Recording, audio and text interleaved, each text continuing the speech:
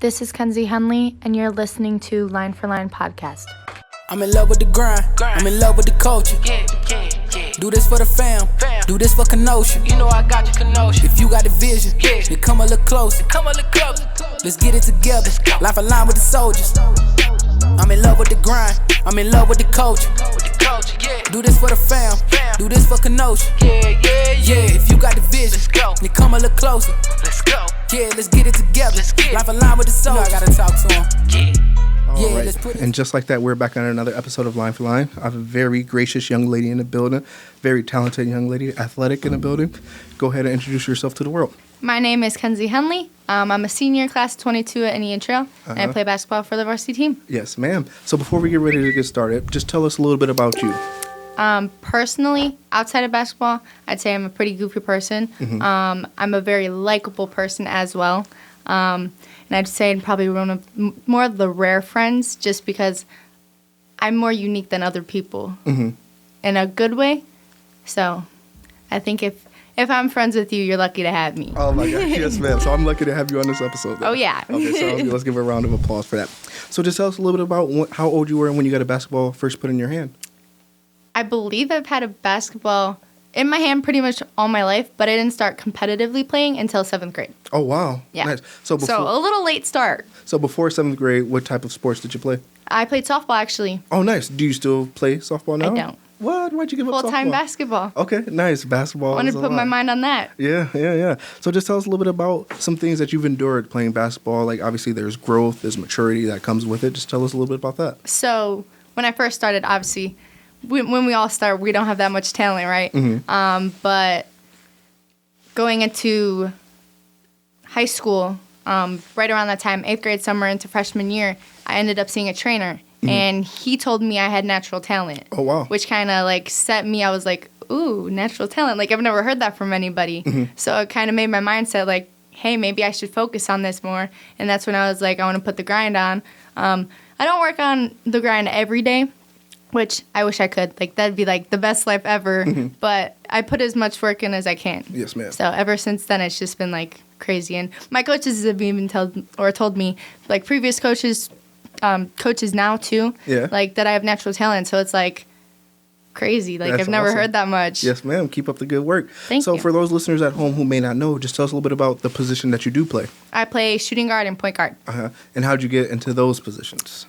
Honestly, I think it was just part of the natural talent thing, just because I'm good with the ball and then I'm a good shooter too. Nice. Now, do you have any athletes in your family who you may have got the basketball genes from? Probably my dad from his height. Oh, really? Yeah. Nice. Who are some people who helped you get to where you are now with basketball other than your trainer? Like, who gave you positive words of encouragement, kept you focused? 100% my dad. And then coaches and everything, and then my closest friends. Those are probably my biggest support systems. Yes, ma'am. Now, this is a question that a lot of people may want to know. Why is there a difference between women's basketball and men's basketball? Why is it that they show more favoritism to men's basketball, do you think? That's the question I always ask too, but I think it's because guys have always been known for sports like for like ever. So when women's sports came into like the world, it was kind of like, whoa.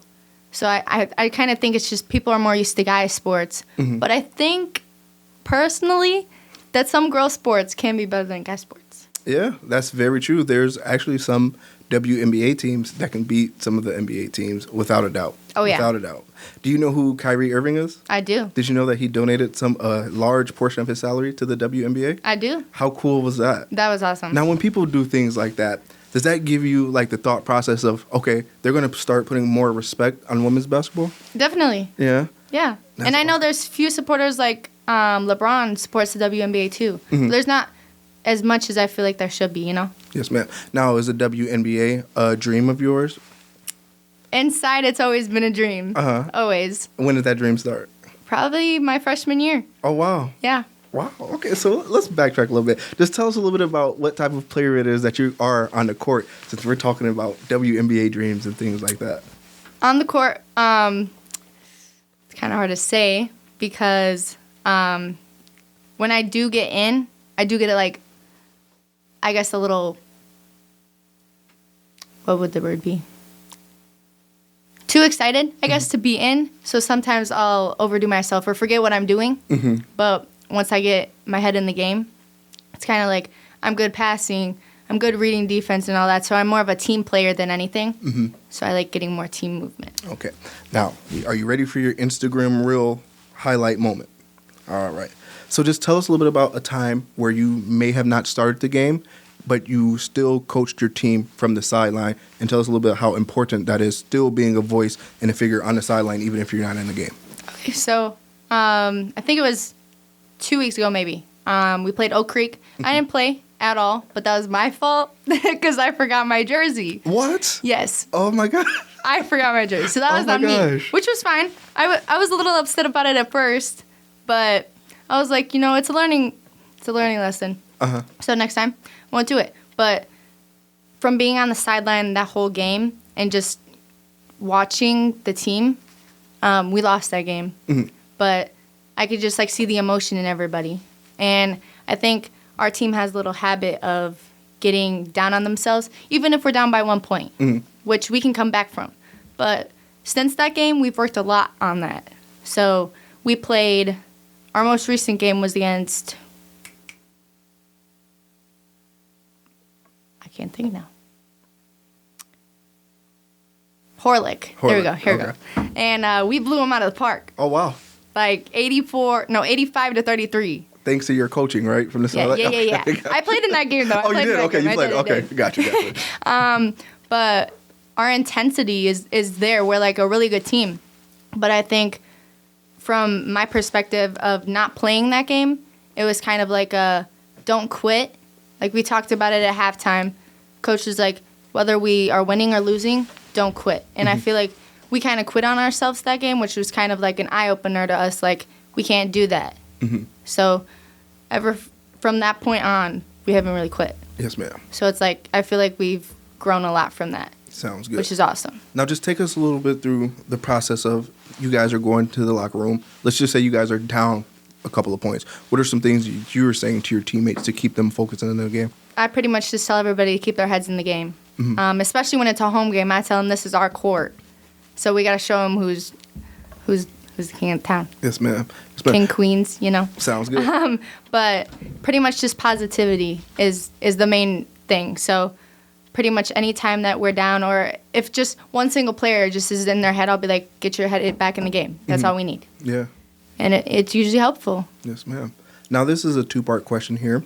If there's a thing that you can work on individually as a player and a thing that you think the team can work on as a team, what would you say those things would be? For me personally as a player, I would probably say just relaxing more. Because I seem to tense up a lot, I can tell. And just working on improving. Ball handling, shooting, passing, everything. I think those are the two keys for me. And then as for the team, I just think working more as a team. We work pretty well as a team, but I think just being more connected, that would probably be better for us. Yes. Now, when would your next game be after that for the people at home? Because I'll tell you, the last time I went to the game at the ITA, I got there was 13 cars or whatever the case may be. I'm like, oh, maybe these are just the teachers' cars or whatever like that. So I didn't even bother going in, only to find out there was an actual game being played. So I just want the people to know and bring more awareness to the women's basketball here in the city. And that's because most of the people were at the guys' games. But Tuesday and Friday are both home games, 7 o'clock. First game is Franklin, second game is Case. Yes, so they're good games. And the first game against Franklin that we played, we lost by 5. Oh, wow. So we were in that game. Yeah. So we're coming back. Nice. Now, is there anyone out there that you would like to give a shout out to while you have the camera on you? 100% my dad. Nice. He's been my biggest supporter throughout my whole entire life. Now, was Dad a basketball player as well, too? I noticed you said he was kind of tall. No? He was my softball coach, though. Okay, gotcha. And he's the one that got me into softball. Yeah. So. Yeah. So just tell the woman looking to be the next athlete as well, too, because I noticed you said you get in the game and you feel like you're doing a lot at once. Tell us a little bit of how we can cope with that. And I feel you on that because the other day I had 3 episodes lined up, and I'm the type, I'm just all over the place. I'm really busy. I'm like, okay, do I got this? Do I got my cameras? Do I got this set? And I got all the way to the studio, and I realized I forgot my laptop. and I use my laptop to record the audio and everything like that. Right. And I live 15 to 20 minutes away, and I'm like, oh my gosh, the guest is already outside. What am I going to do? Luckily, I have backup equipment like clip-on mics and anything like that. So I feel you when you say you're moving 100 miles an hour. So just tell us a little bit about how they can cope with that to get better with it. I would say just breathe. Mm-hmm. Like one thing, just breathe, take a deep breath, and that helps so much. Like people don't think breaths help, but seriously, they can do some good things. Yes, and just have confidence. Now, before we get ready to close out this amazing episode, because this episode is on fire, is there anything that you would like to add to the conversation or maybe even ask? No, I just probably shout out my teammates and my coaches because they're probably my second biggest support system out there. Yes, ma'am. That being said, we just wrapped up an amazing episode of Line for Line. We appreciate you for coming. Thank you for having me. Yes, ma'am. I can see it all. Billboards in the plex, pool with the mansion, account full of racks, podcast preaching, reaching for the stars, coops all foreign every week, a home massage. I can't speak for y'all, this was a dream I've been discovered. Last people try to stop it, I don't think that they recovered. Know my haters mad, they never seen it done with ease. Chase the dream and not the cheese, that's when you hustling with means. Ayy, dream big, be there for you when you alone and cold. God got your back, don't let them sell you what they never told. Hard work can get you things that you ain't never searched. Cars with the latest, them prayers answered that you said in church.